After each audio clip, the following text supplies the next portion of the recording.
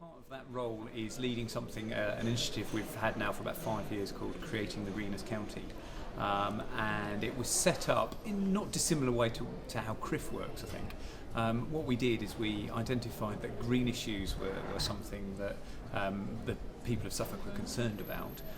But what we didn't want to do as a county council is tell them what those issues were and then tell them what solutions we'd come up with. So what we did is we presented the idea with business, with community groups, led by John Gummer, at the time was ex-Environment Minister, and asked the question. We said, do you think green issues are important, and do you think they're going to affect Suffolk? And if you do, what are the key issues and how could we go about creating a solution?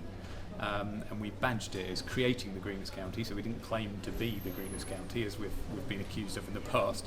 But what we did do is say that we want to work as a partnership to solve some of these big issues, but we need you to tell us what those issues are. They did.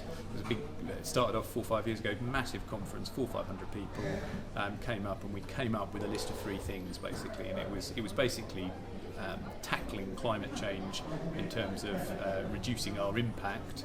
So this is the sort of mitigation side of things.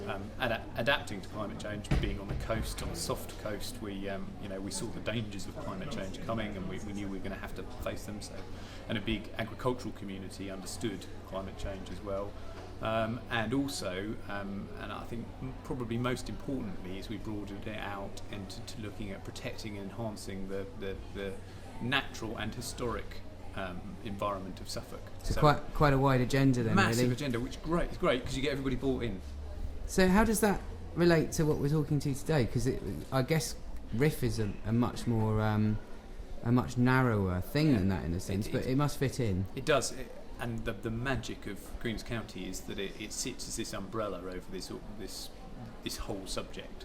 So this is part of creating the greenest county, dealing with how we generate energy for ourselves, how we don't have a negative impact for the people of Suffolk, their natural environment, how we reduce carbon emissions, how we mitigate climate change, so we don't have the sea level rise that will impact that badly on Suffolk. This is all part of it.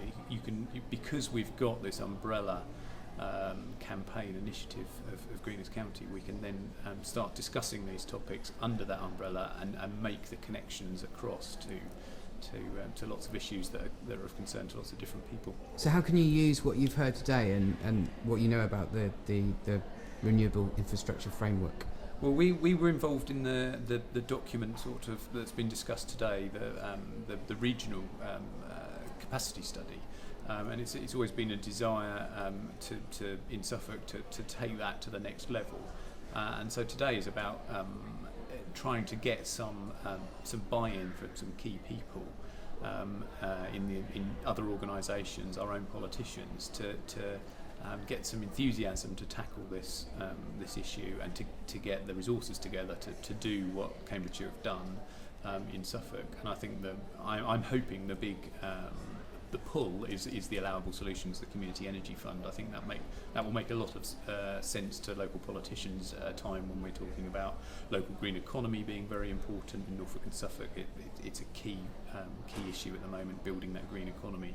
And I think if we as local authorities can play an active role in channeling money from increasing the infrastructure and the housing development in our area, and using that money and investing it local and keeping those jobs local, keeping that investment local and improving our local green economy, I think that should make a lot of sense to our politicians and will allow us to explore those possibilities.